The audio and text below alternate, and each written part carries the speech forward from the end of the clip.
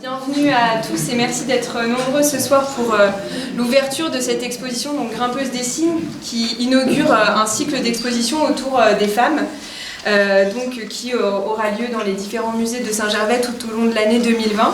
Et donc pour la Maison Forte de Haute-Tour qui présente dans ses collections permanentes l'histoire de l'ascension ou de l'alpinisme à travers l'histoire de la Compagnie des Guides de Saint-Gervais et celle de Courmayeur, on voulait faire une exposition en écho qui mette en avant ces femmes alpinistes qui ont écrit également l'histoire de cette pratique depuis le 19e siècle. Donc vous verrez, l'exposition est construite de façon assez chronologique, avec au rez-de-chaussée ici plutôt la partie 19e qui est présentée avec les grandes figures que sont Henriette d'Angeville ou encore Isabella Stratton, Elisabeth Burnaby Mayne-Leblond, les Anglaises, mais également Marie Paradis qui fait partie aussi des figures locales de l'alpinisme originaire de Saint-Gervais. Et puis, comme le disait Gabriel, des femmes peut-être un peu moins connues, comme Marguerite Camuset, qui est connue donc au Contamine, mais qui a pratiqué l'alpinisme très jeune et qui faisait partie du groupe de haute montagne et qui a qui a réalisé toute une série de photographies sur plaques de verre que vous pouvez voir au fond de l'exposition. Et donc qui nous ont été prêtés et c'est ce prêt qui est à l'origine de cette exposition. Donc je tiens à remercier très sincèrement Ségolène Caillet qui est la petite fille de Marguerite Camuset qui nous a fait ce prêt.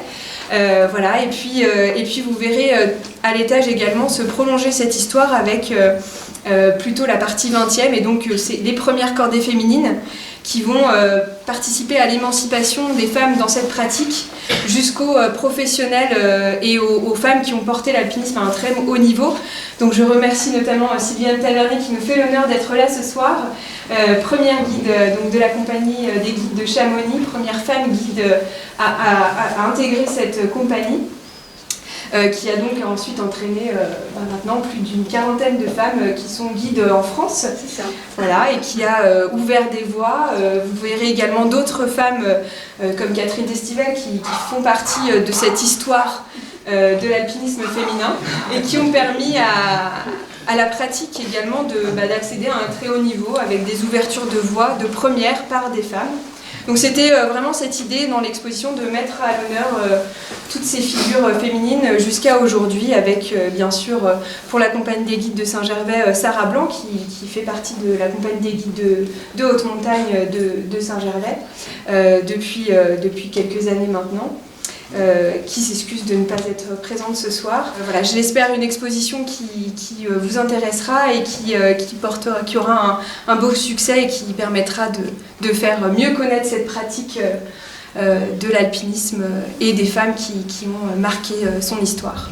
Voilà. Donc bonsoir à toutes et à tous, ravi de vous retrouver dans cette maison forte de Haute-Tour, donc ravi d'accueillir en fait tout ce qui tourne autour de la montagne, du Mont Blanc, de l'alpinisme, et donc ravi que ce conducteur aille des Contamines à Chamonix et qu'on ait pu donc mettre le thème des femmes et de l'alpinisme cette année comme fil rouge de 2020. Donc merci bien sûr et je ne peux que m'associer à tout ce qui a été dit en remerciement. C'est une partie de l'histoire aussi de nos territoires, même si on s'est battu pour savoir qui était la première Marie Paradis qui avait fait le Mont Blanc. Donc comme vous êtes à Saint-Gervais, c'est bien sûr la Saint-Gervais. Et ça nous a permis donc de rendre hommage, parce que moi je fais partie des gens qui pensent qu'il est important pour les générations futures de laisser des traces, des noms, des endroits qui correspondent aux personnes qui ont vécu ici. Et ça nous a permis à Saint-Gervais, autour de Marie Paradis, de baptiser une place. Il y a à Chamonix, il y a une promenade Marie Paradis de mémoire, hein.